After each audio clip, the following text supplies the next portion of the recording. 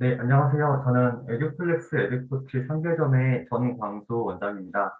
오늘 이제 고등학교에 입학하는 예비 고1 학생들, 현재 중3 학생 학부모님들을 대상으로 온라인 세미나를 준비했습니다.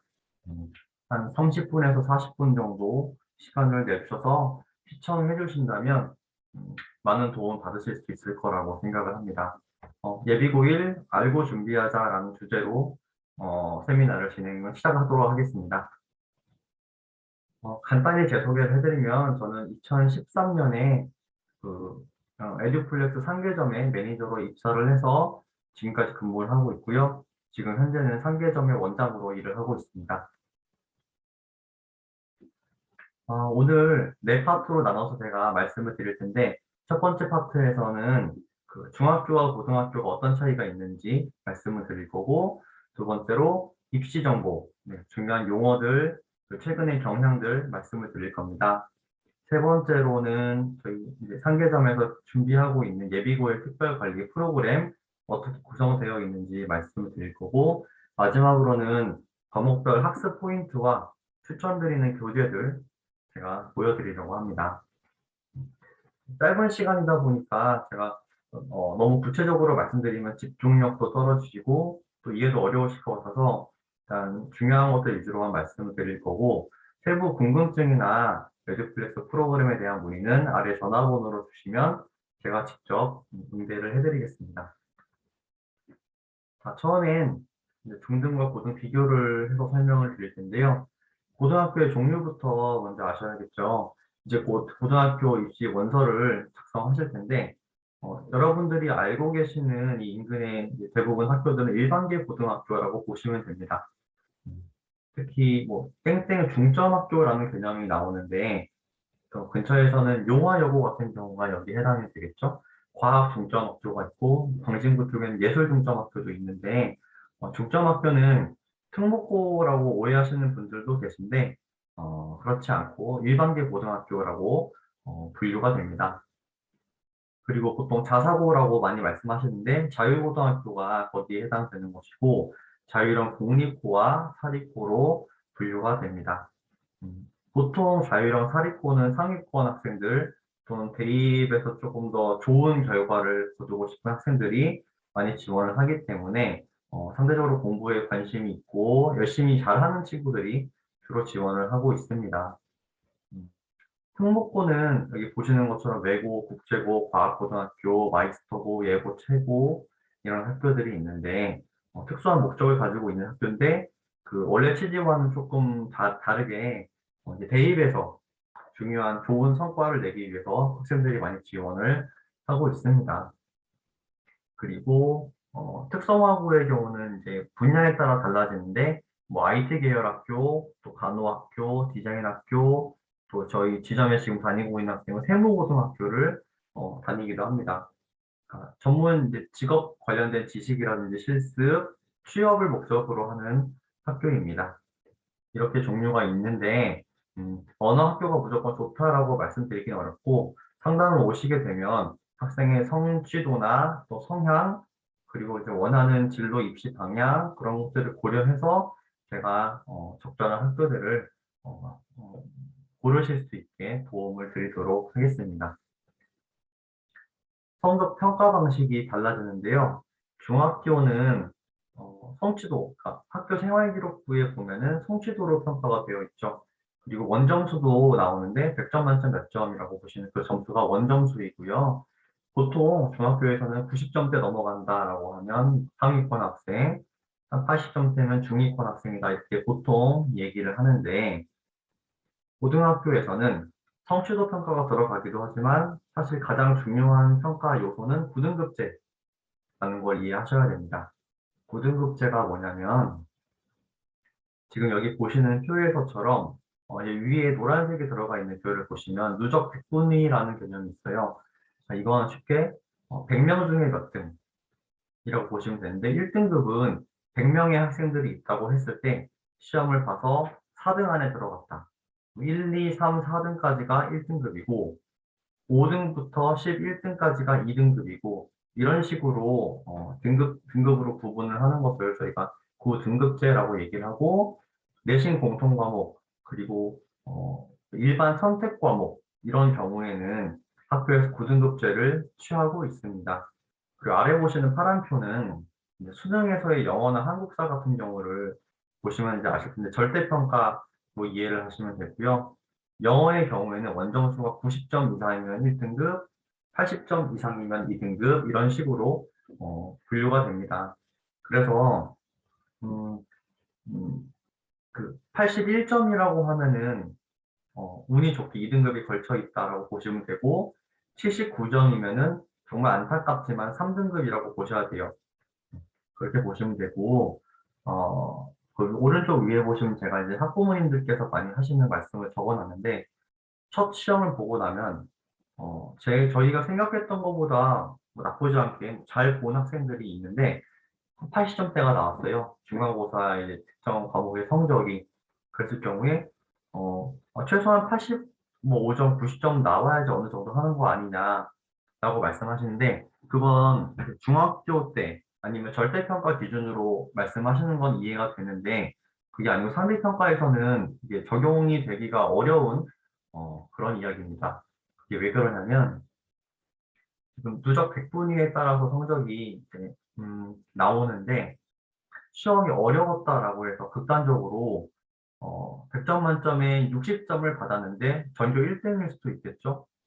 그런 경우에는 뭐 60점을 받아도 1등급이 될 수 있는 거고 50점을 받아도 2등급이 될 수 있는 거고 그렇습니다. 근데 시험이 정말 쉬워서 전교생 평균이 75점 이상이 나왔는데 80점을 받았다라고 했을 때 그 학생은 5등급, 6등급이 될 수도 있는 거죠. 그러니까 100점 만점 몇 점이 이제는 중요한 것이 아니고 학교 내신 성적에서는 그게 아니고 전체 학생들의 평균 점수가 얼마나 되는지 거기서 내가 100분위로 봤을 때 어느 위치에 있는 것인지 그게 중요하다라고 이해를 하시면 되겠습니다. 그 외 변화들도 있죠. 학교 시험 범위가 더 늘어나고 그렇기 때문에 학습 계획을 반드시 세워서 공부를 하는 습관이 필요합니다. 그리고 중학교 때는 이제 중간고사, 기말고사, 수행평가가 전부였는데 고등학교에 오면 고1 3월 달부터 전국연합 학력평가라는 것을 봅니다. 그러니까 보통 이제 편의상 모의고사라고 얘기를 하는데 음, 수능 대비 모의 시험이라고 보면 되겠죠. 근데 이 시험의 특징은 학교에서의 내가 몇 등이냐, 몇 점이냐 그게 중요한 게 아니고 전국에서 내가 어느 정도 위치에 있느냐를 파악할 수 있는 그런 기준이 되고 실제로 입시 전략을 세울 때에도 굉장히 중요하게 작용하는 요소입니다.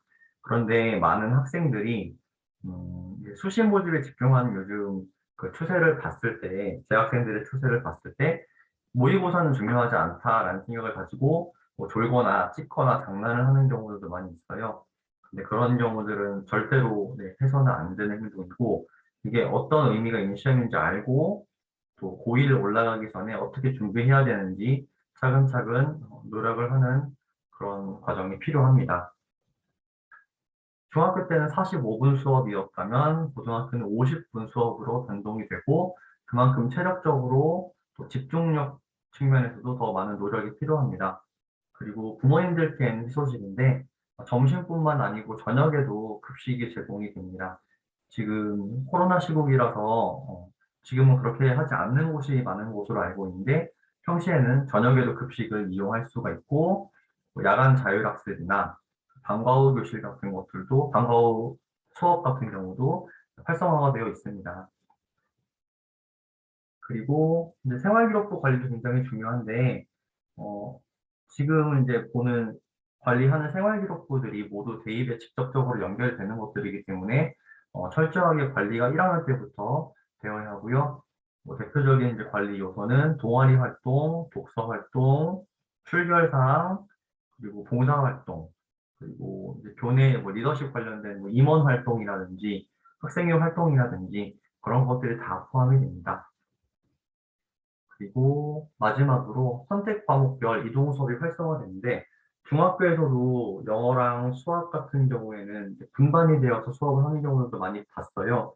근데 고등학교에 가면 그런 게 조금 더 많아지게 되고 특히 진로에 따라서 선택 과목별 이동 수업이 활성화가 되기 때문에 그런 부분 알고 가시면 좋을 것 같습니다. 반대로 달라지지 않는 것들도 많이 있죠. 학생들 입장에서 시험 기간이 계속 벼락치기 방식으로 공부를 한다든지. 벼락치기는 뭐 머리 좋은 학생들의 경우는 중학교 때까지는 굉장히 유효한 효과적인 방법입니다. 그런데 고등학교에 와서는 학습할 양도 많아지고 내용도 깊어지기 때문에 어, 웬만한 머리가 아니고서야 벼락치기로 성과를 내기가 굉장히 어려워요. 그렇기 때문에 앞에서 말씀드렸던 것처럼 계획을 나한테 맞게 잘 세우고 꾸준히 공부하는 습관을 잡는 것이 이번 11월, 12월부터 쭉 계속되는 겨울방학 때 굉장히 중요한 연습이 될 거라고 생각합니다.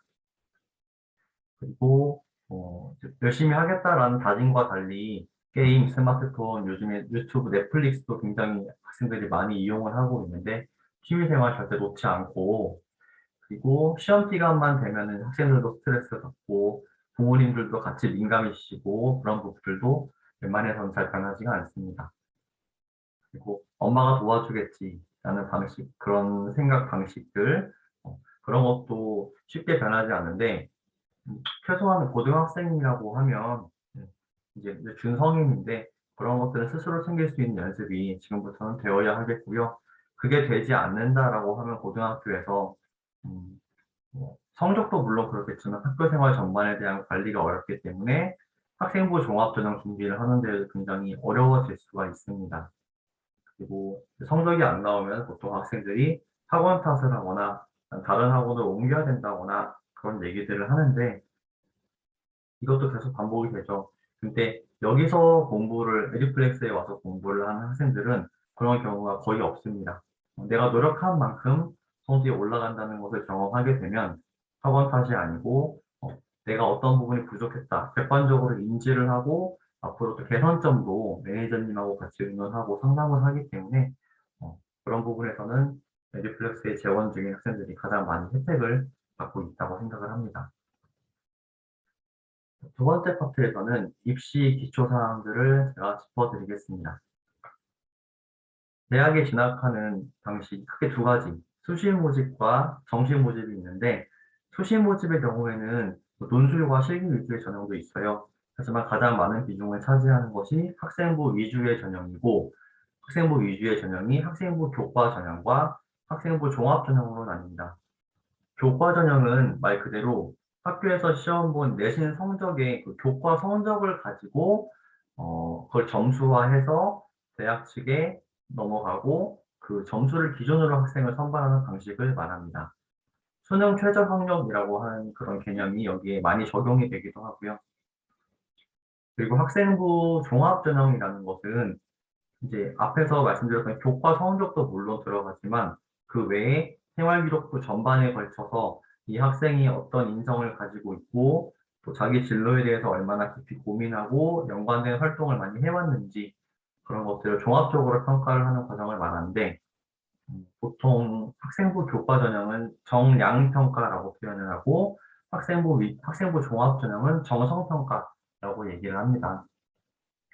어, 뭐 세부 사항까지 제가 다 말씀드리면 너무 길어지기 때문에 방문하시면 제가 조금 더 구체적으로 말씀을 드릴 거고요. 수시 모집은 9월 중순 원서를 작성을 하고 지금 이제 고3들은 이미 작성을 한 상태죠. 그리고 6회 이상 지원 가능하다라고 제가 적어놨는데 보통 6회라고 알고 계세요. 근데 제가 이상이라고 적어놓은 이유는 스트자로 들어가는 무서운 대학들 있죠. 쥐스트, 카이스트, 디지스트 이런 학교들 특별법 대학으로 지정된 경우 그리고 또 전국 각지인 전문 대학들 그런 학교들은 6회라는 그 원서 지원 횟수 제한에 카운팅이 안 되기 때문에 얼마든지 추가로 작성할 수 있습니다. 그렇기 때문에 제가 6회 이상이라고 표현을 한 거고요. 아까 제가 말씀드렸지만 특히 학생부 교과 전형의 경우에는 수능 최저 학력을 많이 요구하는 다수가 요구를 하고 있는데 수능 최저 학력이라는 것은 학교 교과 성적만으로는 학생을 변별하기가 어렵기 때문에 교과 성적이 좋다는 건 알겠는데 수능 시험에서도 최소한 이 정도의 역량을 가지고 있어야지 합격할 수 있다라는 제한선을 걸어놨다고 보시면 됩니다. 그래서 예를 들면은 수능에서 국어, 영어, 수학 사회나 또는 과학 탐구를 시험을 보는데 그 중에서 2개의 영역의 합이 6등급이다. 3개의 영역의 합이 8등급이다. 이런 식으로 설정을 해놓습니다. 그런 조건을 충족시키지 못했다라고 하면 전교 1등을 한 학생이라도 이 학생부 교과 전형에서는 바로 불합격 처리가 될 수 있습니다. 그래서 조금 깊어지는 얘기이긴 하지만 교과 성적이 학교 내신 성적이 잘 받쳐주지 않는데 모의고사, 수능 성적이 기대가 된다라고 하는 경우에는 이제 수능 최저 학력을 조금 빡빡하게 어렵게 요구하는 학교들을 의도적으로 지원해서 부족한 내신 성적을 수능 최저 학력 만족을 함으로써 합격을 하는 사례도 있으니까 음, 내신 성적과 수능 성적 모두 관리를 하는 게 필요하다라고 말씀을 드립니다. 정시 모집은 단순합니다. 12월 말에 접수를 하는데 대부분이 수능 성적으로 평가한다라고 보시면 되고 가끔 내신 성적이나 고등학교 출결 사항 같은 것들, 봉사활동 이런 것들을 반영하는 경우도 있는데 극히 소수의 점수만 반영이 되기 때문에 큰 의미는 없고 대부분 수능 성적에서 평가를 난다고 보시면 됩니다. 정시 모집은 3회, 정확히는 3회 이상 지원이 가능합니다. 여기 보시는 표는 제가 서울 소재 상위 16개 대학들 그리고 비수도권 대학의 대입 전형 계획을 비교한 건데요. 이제 상위권 대학들은 보시듯이 수능 위주의 전형으로 40%를 뽑고 학생부 종합 전형으로 30%를 뽑는다라고 통계가 나와 있습니다. 그런데 비수도권 대학의 경우는 압도적으로 학생부 교과 전형으로 선발을 많이 하는데 간단히 말씀드리면 이제 비수도권 대학들의 경우에는 수능 성적으로 학생들을 변별하기가 굉장히 어렵다는 얘기로 해석을 하시면 됩니다. 그렇기 때문에 비슷한 수능 성적대라고 하면 그리고 수능 시험의 변별력이 예전 같지 않다라고 한다면 학교 생활에서 얼마나 충실하게 공부를 하고 내신 성적을 잘 받았는지 그런 것들을 중요 요소로 보겠다라는 의도가 반영된 것으로 보입니다. 상위권 대학 진학은 최근 들어서 이제 교육부 차원에서 수능 위주의 전형을 확대를 해야 된다라는 얘기를 해서 최근에 늘어난 것으로 확인이 되고, 그래도 여전히 학생부 종합 전형으로 지원이 가능한 인원수가 많다라고 이해하시면 됩니다. 뭐, 상위 대학들도 수능 위주의 전형이 40%라고 하는 것은 재학생 중에 40%가 갈 수 있다라고 보시면 안 되고요.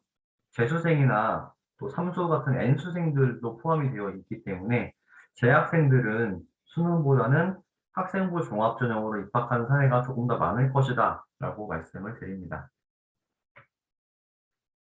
예를 들어서 고등학교 1학년 2학기 현재 성적을 비교해 봤을 때 지금 옆에 왼쪽에 학생 A 같은 경우 내신 성적이 상위 4%, 모의고사, 수능 성적이라고 생각했을 때 상위 30%에 위치를 해 있는데 이런 경우에는 당연히 수시 모집 유리하고 모의고사도 한 2개 정도의 영역에서 꾸준히 상위권 성적이 나온다라고 하면 수능 최저 학력까지 고려하는 전략을 고려하는 것이 가능하겠습니다.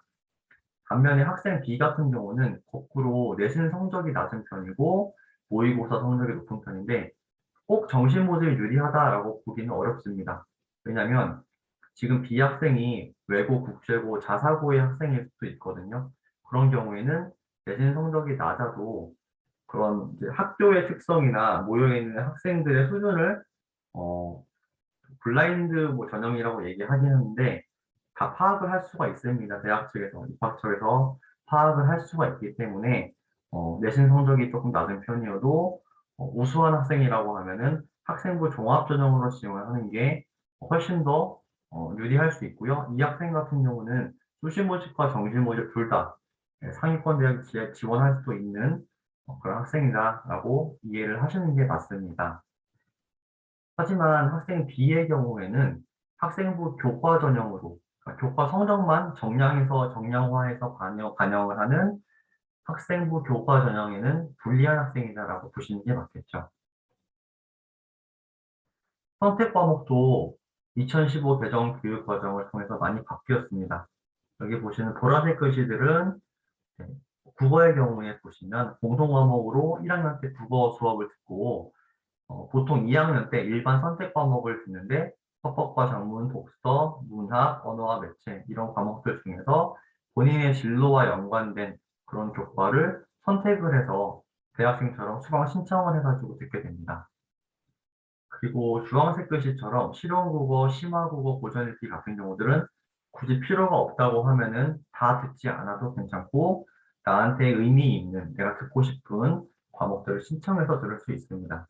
보라색 글씨 과목들은 상대평가로 앞에서 말씀드렸죠. 상대평가로 평가가 이루어지고 진로 선택 과목은 절대평가로 이루어집니다. 절대평가 정확히 말씀드리면 성취도 평가로 이루어집니다. 수학도 아래 보시는 것처럼 그렇게 진로 선택 과목과 일반 선택 과목이 나눠져 있습니다. 근데 이런 측면에서 봤을 때 이따가 제가 특정 대학의 입시 요강, 수시 모집 입시 요강을 보면서 말씀드리겠지만 진로 선택 과목은 평가 기준에서 큰 부분을 차지하지 않는 경우가 많습니다. 그렇기 때문에 1학년과 2학년 때 듣는 보라색 과목들, 특히 1학년 때는 이제 다 공통 과목에 해당하는 것들을 듣기 때문에 가능하다면 1학년 때부터 내신 성적을 잘 관리해 놓는 게 중요하고 오른쪽 위에 제가 써놓은 것처럼 3학년 성적이 가장 중요하다라고 하는 건 몇 년 전의 얘기다라고 이해하시는 게 맞을 것 같습니다. 그리고 수능도 개편이 되었는데 보시는 것 같이 네, 개편이 되었고 모집 단위별 입시 요강을 꼭 확인하셔야 됩니다. 그 입시 요강은 각 대학교의 입학처의 홈페이지에 들어가 보시면 다운받으실 수 있는데 제가 뒤에서 어떻게 보시는 건지 예를 들어 드리려고 합니다. 잠깐 말씀드리면 국어의 경우는 언어와 매체, 헌법과 작문 중에서 선택해서 들어야 되고 수학 같은 경우는 확률과 통계, 기하, 미적분 중에 선택을 해야 되는데 이 선택을 하는 기준이 어떻게 되는지는 제가 뒤에서 말씀을 드리도록 하겠습니다.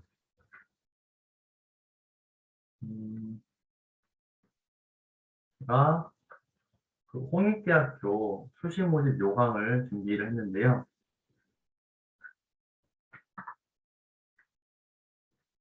보시면 네, 대학 수학능력시험 응시 영역이 변경되었다라고 해서 2번부터 변경이 되었죠. 그래서 예를 들어 서울의 홍익대학교 서울 캠퍼스의 자연계열 이과 쪽 학생들은 확률과 통계를 선택해가지고는 네, 지원이 어렵습니다. 미적분이나 기하 과목 중에서 선택을 해서 시험을 봐야지 합격이 가능하다라고 이해하시면 되겠고요.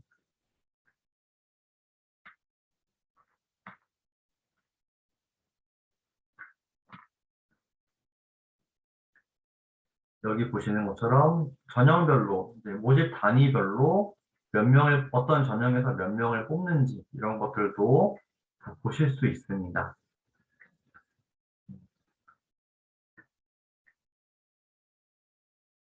제가 중요한 부분들만 네, 보여드리면서 설명드릴게요.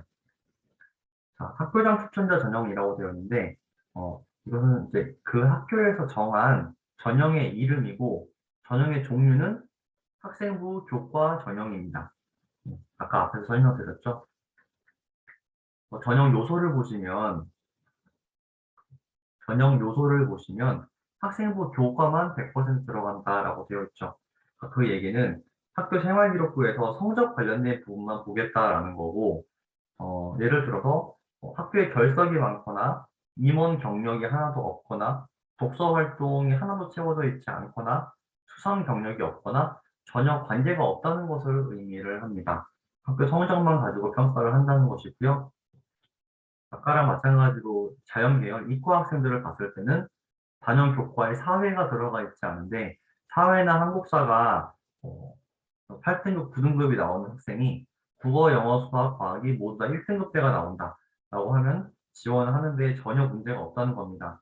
요즘에는 전산으로 학교 생활기록부 자료가 대학 측으로 바로 넘어가기 때문에 그 학교에서 이제 국, 영, 수, 과만 반영한다라고 하면 사회 과목은 계산에 전혀 들어가지가 않습니다.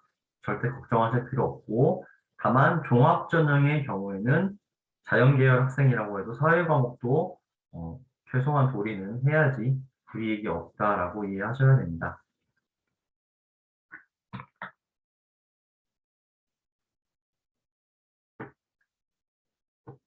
뭐 석차 등급별로 보시면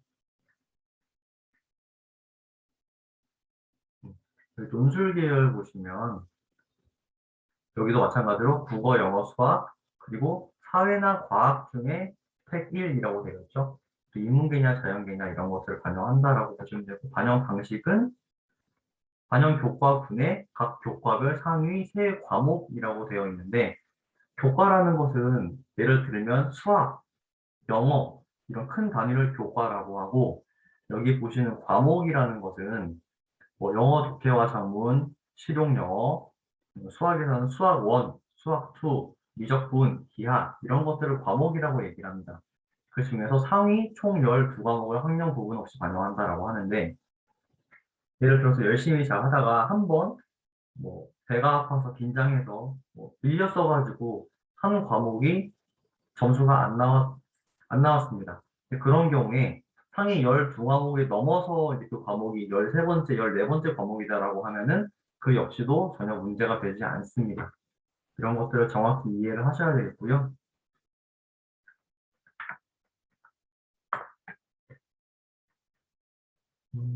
그리고 학생부 종합전형의 경우에는 학교생활 우수자 전형이라고 이름을 붙여두었고요. 보시는 것처럼 학교 내신 성적만 반영을 하는 게 아니고, 네, 이렇게 보시는 것처럼 전공 관련 소양, 또 진로 탐색 활동과 경험, 주도성과 리더십 이런 것들을 종합적으로 평가해서 네, 학생을 선발하게 됩니다. 지금 제가 중요한 부분들만 보여드렸는데, 학생이 희망하는 학과가 정해져 있다고 하면 다운받을 수 있으니까 다운받으셔서 어떻게 준비해야 되는지 먼저 알아보고 준비를 하시는 게 좋겠습니다.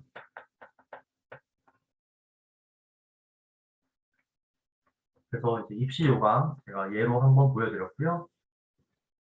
예비고일 특별관리 프로그램이 어떻게 진행되는지 말씀을 드리겠습니다. 이듀플렉스에는 상담 프로그램이 있는데, 상담 프로그램에서는 제일 처음에 이제 중학교 이제 껍질을 벗고 고등학교에 올라가기 위한 마인드 세팅이 가장 먼저 들어가게 되고, 그 이후에 진로 탐색, 입시제도 이해, 독서나 기반 학습의 챙김도 들어가고, 모의고사 실전 연습, 그리고 각 과목별 학습법 코칭까지 네, 상담 프로그램에서 진행을 합니다. 그리고 저희는 담임 선생님처럼 담당 매니저라고 하는 분들이 있는데, 매니저님과 학생이 같이 6개월 단위의 장기 계획 보시면 과목별로 이제 왼쪽에 보시면 과목별로 어떤 교재를 언제까지 공부할 건지, 그 다음에 계획은 어떤 교재를 할 것인지 이런 계획들이 6개월 단위로 들어가게 되고, 그걸 토대로 해서 한 달 단위의 작은 세부 계획들을 작성을 해서 학생들이 자기 자리에 붙여놓고 계획에 맞춰서 공부를 하게 됩니다.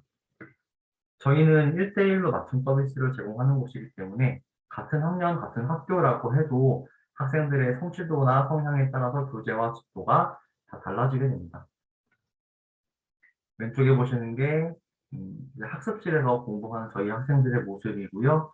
오른쪽에 보시는 건 일일 단위로 쓰는 저희 학습 다이어리라고 보시면 됩니다. 다이어리에는 당연히 학습을 어떤 분량을 해야 되는지도 들어가지만 시간 계획도 들어가고, 오른쪽에 보시는 것처럼 담당 매니저나 아니면 학습 점검하시는 튜터님들의 학습 피드백도 기재가 됩니다. 이런 시스템이 있기 때문에 저희는 자습이라고 표현하지 않고 자기주도 학습이라는 용어로 사용을 합니다. 학생들이 자습과 그리고 정말 잘 되는 자기주도 학습을 구분을 못하는 경우도 있는데, 엄연히 다른 개념이고, 그게 그런 습관이나 시간들이 계속 쌓였을 때는 굉장히 많은 차이가 있음을 말씀을 드리고 싶습니다. 자기도 학습을 하는 곳이지만 수업, 그러니까 배움의 요소도 저희는 가지고 있습니다. 여기 보시는 것처럼 학생들에 맞춰서 수업 가이드나 수업 목표, 수업 계획 같은 것들을 다 계획을 세워놓고요. 개별지도 수업을 하는 공간의 매니저는 또 별도로 있습니다. 교실장이라고 하는 수업 매니저가 따로 있고, 여기 보시는 것처럼 음, 일반 학원의 강사가 설명을 해주면 학생들이 듣고 따라가는 수업의 방식이 아니고, 여기 보시는 것처럼 실시간으로 소통하면서 그리고 학생이 스스로 공부하는 시간과 공부가 잘 되었는지 점검하고 피드백해주는 시간, 그리고 개념이나 어려운 문제를 설명해주는 시간, 그런 시간들을 다 가지고 있는 수업이 개별지도 수업이고, 어, 일반 학원 수업하고는 결이 많이 다르기 때문에 직접 오셔서 상담을 하실 때 기회가 되면 제가 수업하는 걸 직접 보여드리면 이해가 더 빠르실 것 같습니다. 마지막으로 과목별 학습 포인트와 추천 교재를 말씀드릴 텐데, 국어의 경우에는 한자어, 어휘력 공부가 정말 중요합니다. 요즘 학생들이 책을 잘 읽지 않는데, 그래서 그런지 어휘력이 많이 약해요. 그래서 시중에 아이러니하게도 이제 중학생, 고등학생들을 대상으로 하는 어휘력 책들이, 네, 이런 어휘력 책들이 굉장히 많이 판매가 되고 있다고 합니다. 음, 문법 공부할 때 쓰는 책, 국어 개념 공부할 때 쓰는 책, 그리고 또 이제 개념어와 어휘를 같이 공부할 때, 이것은 독서 능력, 예전에 비문학이라고 했었죠. 네, 긴 글을 읽고 이해하고 문제를 푸는 능력을 키우는데 많이 사용하는 책입니다. 수학은 뭐니 뭐니 해도 개념 이해하는 게 가장 중요한데, 어, 학생들이 인강을 보거나 학원에서 선생님이 수업해 주시는 걸 보고, 설명을 잘 해주시니까 이해된다, 이해했다라고 생각을 하는데, 실제로 혼자 문제집을 펴놓고 풀어보려고 하면 막히는 경우가 굉장히 많습니다. 그게 눈이나 귀로 공부하는 습관이 들어서 그런데 수학은 특히 손으로 문제를 직접 쓰고 그려보고 지워보고 하면서 하는 연습이 많이 필요하고요. 시험 직전에 가서는 다양한 유형을 많이 접해보는 연습이 필요합니다. 음, 이 앞에 세 개의 책들은 많이 이제 알려져 있는 그 유명한 책들인데 이 책은 제가 조금 설명을 드리면 어, 중학교 과정이 누수가 나와 있는데 고등학교 과정 수학 공부를 잘 할 수가 없습니다. 그런데 중학교 1, 2, 3학년 모든 과정을 다 복습하자니까 너무 오래 걸리죠. 그래서 이런 책들처럼 고등학교 올라가기 전에 중학교 과정에서의 중요한 개념들, 대표적인 문제들을 유형별로 정리해 놓은 책들이 있습니다.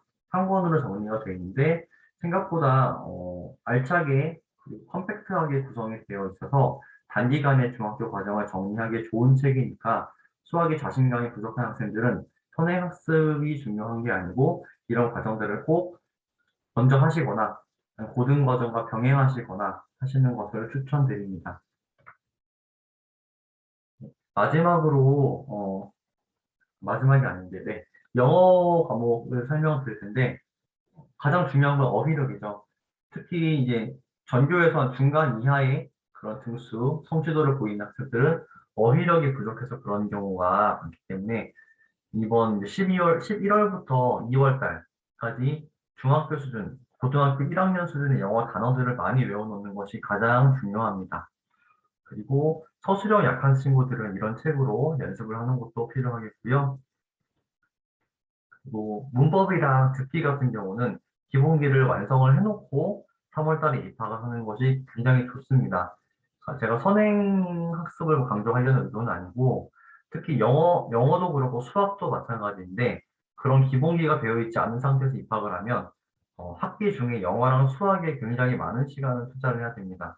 그러다 보면은 국어나 사회, 과학 같은 과목들에 할애할 수 있는 시간이 상대적으로 적어지기 때문에 과목 밸런스를 맞추기 위해서는 방학 동안에 사회나 과학, 예습도 물론 중요하지만 수학이나 영어 과목에 기반 잘 다지고 예습을 충분히 해놓는 것을 강력하게 추천을 드립니다.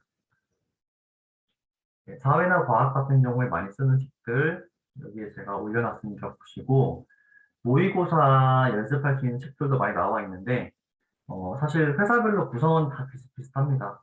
근데 마더텅 시리즈가 해설이 조금 더 친절하게 잘 나와 있다는 학생들의 의견이 있어서 인기가 가장 많고요. 잘못된 습관을 가지고 있는 친구들이 있어서 말씀을 드리면, 모의고사가 특히 국어랑 영어의 경우에는 시간 안에 모든 문제를 다 푸는 게 처음에 어려울 수 있습니다. 근데 이제 그런 고민을 하다가 뭐 유튜브나 인간 강사들이 하는 얘기를 듣고 편법 아니면 뭐 팁을 적용해가지고 문제를 푸는 경우들이 있는데 좀 조심해야 됩니다.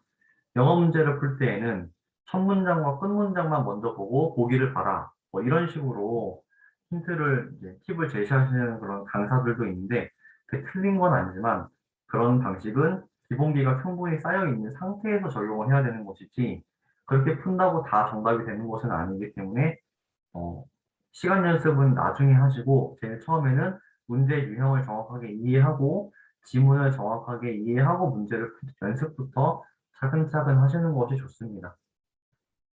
그래서 제가 매니저를 할 때에도 매니저 역할을 할 때에도 이제 중위권 이하의 학생들은 시간 내에 푸는 게 중요한 것은 아니고 시간 재지 말고 천천히 문제를 이해하면서 푸는 것을 가장 우선 연습을 하게 했었습니다. 여기까지 제가 준비한 내용들을 전해드렸고요. 이 영상 보신 분들에 한해서 저희가 VLT라고 하는 학습 유형 검사가 있는데 그 검사와 해석 상담을 무료로 진행해드리고 있습니다. 전화 예약을 꼭 해주셔야 하고 선착순 10분으로 한정을 하고 있습니다. 이 검사에는 일반 학원처럼 성취도, 주요 과목의 성취도도 물론 들어가지만 MBTI 성격 유형 검사도 들어가고 그리고 진로에 대한 생각, 학습 효능감, 그리고 공부에서 어떤 영역이 부족한지, 뭐 이해하는 힘이 부족한지, 아니 문제 푸는 영역이 부족한지, 암기력이 부족한지 그런 것들도 종합적으로 진단을 할 수 있기 때문에 등록 여부를 떠나서 지금 시기에 꼭 하셔야 되는 검사라고 생각을 합니다. 네. 긴 시간 동안 집중해서 시청해 주셔서 감사드리고, 새 출발 어떻게 해야 될지 모르겠다라고 걱정이 되시면 네, 언제든지 연락 주시고 상담 와주시면 제가 최대한 도움이 될 수 있는 그런 조언과 상담을 해드리도록 하겠습니다. 네, 이상으로 세미나를 마치겠습니다. 감사합니다.